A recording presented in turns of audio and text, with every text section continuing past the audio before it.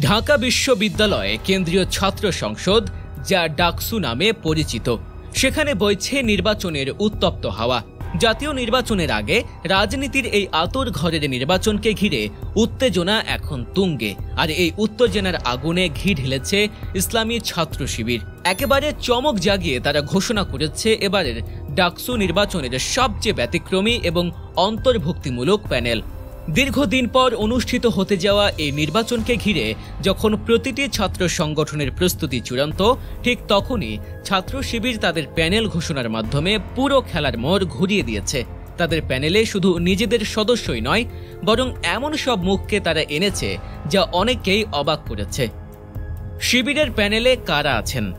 এই প্যানেলে শিবিরের বাইরে থেকে চাকমা সম্প্রদায়ের শিক্ষার্থী, আন্দোলনে আহত শিক্ষার্থী, এমনকি আমার বাংলাদেশ পার্টি ও ইনকিলাব মঞ্চের মতো সংগঠনের সদস্যরাও স্থান পেয়েছেন। এছাড়াও বিশ্ববিদ্যালয়ের বিভিন্ন ক্ষেত্রে দক্ষ এবং বেশ কয়েকজন নারী শিক্ষার্থীকে যুক্ত করে শিবির বুঝিয়ে দিয়েছে তারা কেবল অংশগ্রহণের জন্য নয়, বরং বিজয়ের জন্যই মাঠে নেমেছে। মূল নেতৃত্বে কারা? ভিপি প্রার্থী আবু সাঈদ কাইয়ুম। শিবিরের ভিপি প্রার্থী হিসেবে থাকছেন সংগঠনের ঢাকা বিশ্ববিদ্যালয় শাখার সাবেক সভাপতি এবং গণ অভ্যুত্থানের অন্যতম রূপকার হিসেবে পরিচিত আবু সাঈদ কাইয়ুম। সততা, মেধা আর জনপ্রিয়তার বিচারে তিনি ক্যাম্পাসের এক পরিচিত মুখ। জিএস প্রার্থী SM ফরহাদ।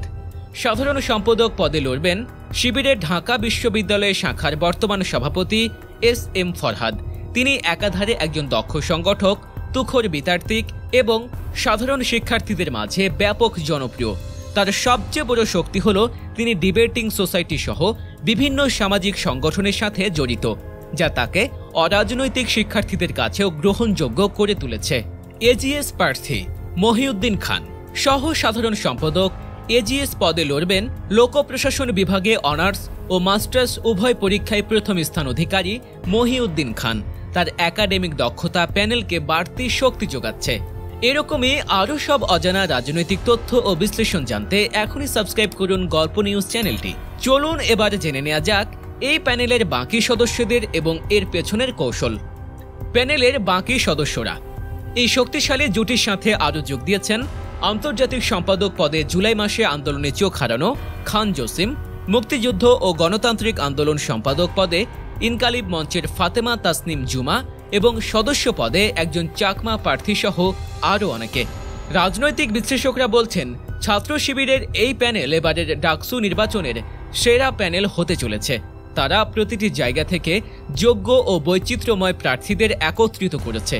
আবু সাদিক কাইমের মতো একজন শক্তিশালী প্রার্থী থাকায় এই প্যানেল নির্বাচনে বাড়তি সুবিধা পাবে বলে মনে করছেন তারা। আগামী 9 সেপ্টেম্বর ডাকসু নির্বাচনের ভোট গ্রহণ অনুষ্ঠিত হবে। মনোনয়নপত্র সংগ্রহের শেষ দিন আজ মঙ্গলবার এবং চূড়ান্ত প্রার্থী তালিকা ঘোষণা করা হবে 26 আগস্ট।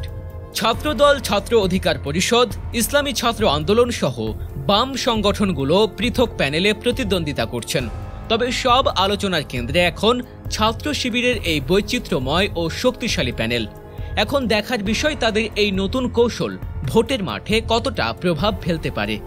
দর্শক, ছাত্র শিবিরের এই প্যানেল নিয়ে আপনার কি মত? ডাকসু নির্বাচনে কারা বিজয়ী হতে পারে বলে আপনি মনে করেন? আপনার মূল্যবান মতামত আমাদের কমেন্ট বক্সে জানান।